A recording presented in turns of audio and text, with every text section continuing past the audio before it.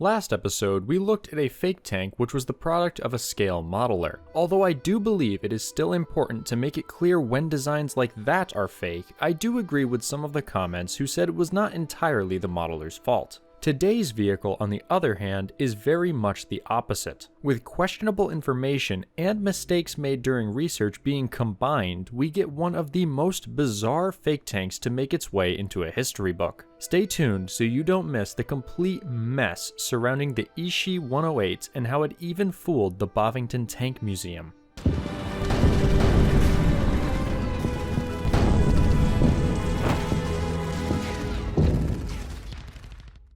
During the interwar period following the First World War, the concept of the tank saw many different experiments in design. Much of this was being done in the West, with countries like the US, Britain, and Russia beginning to form the basis for their armored divisions in the future. However, far to the east, other militaries had become aware of the tank concept and wanted it for themselves. Most relevant to today's video is the island nation of Japan.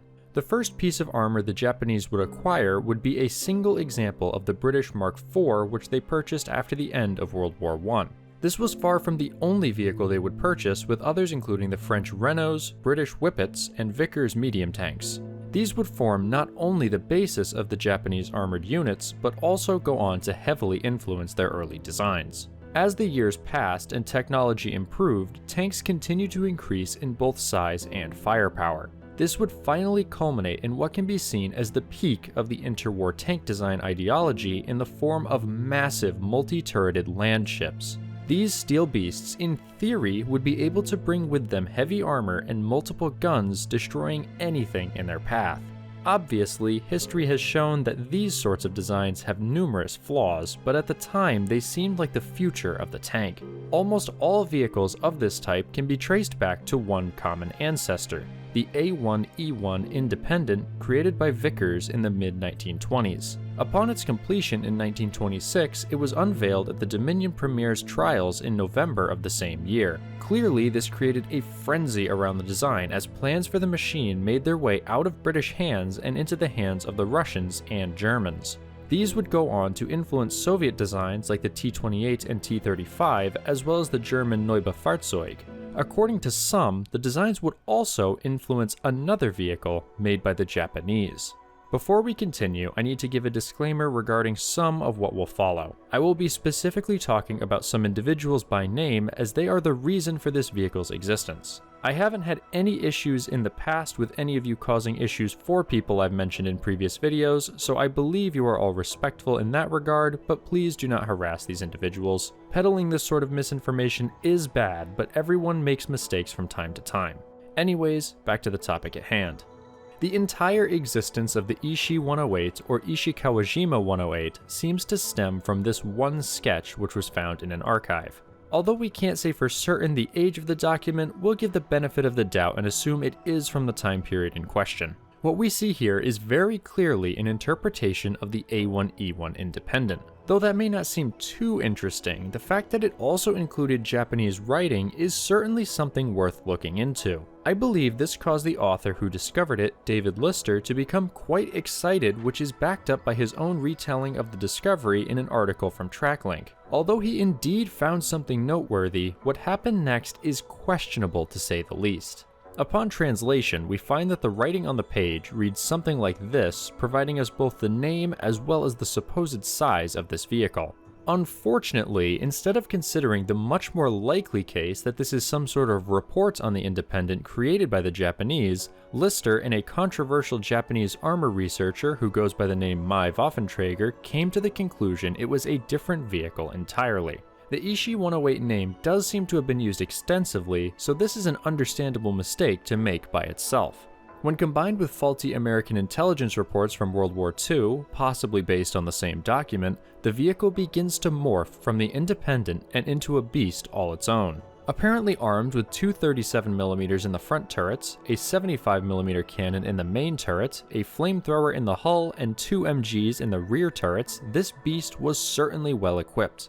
These armaments seem to originate from British and US documents from the 40s, but the rest of the performance statistics are less clear. The tank was apparently fitted with a 350 horsepower 12-cylinder engine which could propel the vehicle at a ludicrous 30 miles per hour or nearly 50 kilometers per hour despite weighing 4 tons more than the original tank. Considering the Independent could only manage 20 miles per hour with 370 horsepower, I think it's safe to say the Ishi's numbers are a bit exaggerated. This is only the beginning of the faults with the information surrounding this design and the claimed single prototype which was completed. With all of this information coming from recovered documents and outdated intelligence reports, the legitimacy of the information really should have been questioned further. Unfortunately, it was instead published in not just the book Forgotten Tanks and Guns of the 1920s, 30s, and 40s, but also an issue of the Tank Museum's magazine, Tracklink. I can somewhat forgive the error on David Lister's part since I've made dumb mistakes in the past as well, but the fact that Bovington didn't find anything strange about the information is embarrassing. Up till now, you may be thinking that with the information I've shown, the vehicle could have existed, but now we need to look at it more critically. One of the most glaring issues with the original document is the side drawing here. Why is the turret turned to the side? That may not seem strange at first, but when you compare it to other blueprint-type drawings, you'll notice that the turret almost exclusively is drawn facing forward. The explanation for why this particular one is different is simple. The drawing was traced.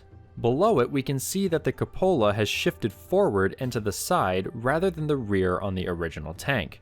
Although this may seem like a sign that the design was changed, the more likely reason is that because of the way the turret was positioned, the cupola seemed further forward than it actually was. This, along with inaccurate drawings of the already inaccurate depiction, makes it seem like the cupola changed position. However, if we take the Independent in War Thunder and position the turret to match this photo, which the sketch is clearly based on, we find a perfect match. As for the fake armaments, these again seem to be the work of bad intel from before and during the war. What I suspect this document is in reality is simply a sketch of the Independent using information gathered from the trials and perhaps other documents which made their way out of British possession. Although mentions are made of the Japanese purchasing the plans from Vickers, there is no evidence of this in the production reports. The only mention of a vehicle sale to Japan is for a 10-ton tank, which likely would be the Vickers Medium Mark C. Although it is possible that Japan did somehow end up with some documentation about the Independent, there is nothing to prove that they built or even designed their own vehicle from it. The incorrect dimensions shown on the blueprint could very likely just be estimates of the size. Keep in mind, these documents are long before you could Google or even check books for accurate information on tanks, so it may have been made up on the spot. On top of that, the question of the armament for the Ishi-108 comes in. In every drawing I can find, the weaponry all share the same shape and layout as the original vehicle. Seemingly, whoever was tasked with IDing the weapons back in the day made a mistake and put the front guns down as 37mm and scaled the primary gun up as well. Although perhaps you could squeeze a 75mm into the main turret, it would be extremely difficult to find a way to get a 37mm cannon into a turret intended for a machine gun.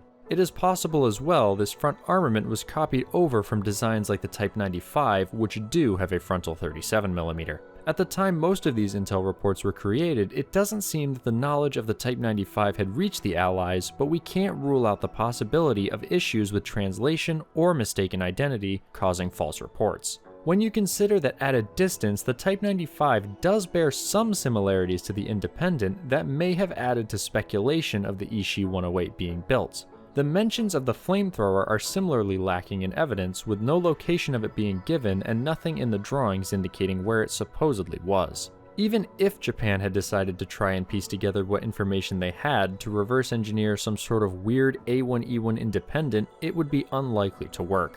Tanks are complex beasts, and attempting to build even just a copy of one would be extremely difficult. So although the Independent was indeed an influential design for many nations, it did not have a distant cousin from the land of the rising sun.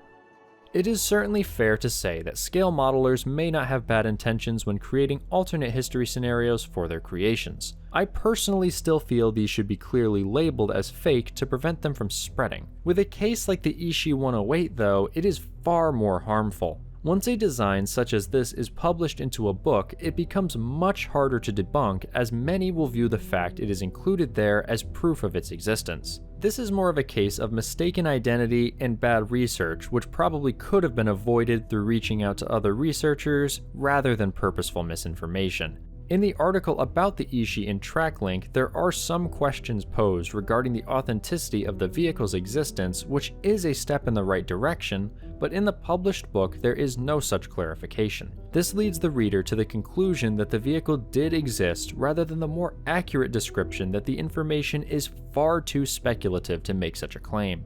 As I mentioned earlier, I've made dumb mistakes myself, like accidentally including information from an April Fool's Day article in one of my videos because I misread the date due to the format. Still though, I was quick to correct the mistake by cutting it from the video. It may seem unimportant, but even the most insignificant mistake, like a video game getting a name wrong, can cause far larger issues for those of us trying to provide accurate information about historical subjects. Another example of this, by the same author, would be the Super Conqueror, which we'll look at in a future episode.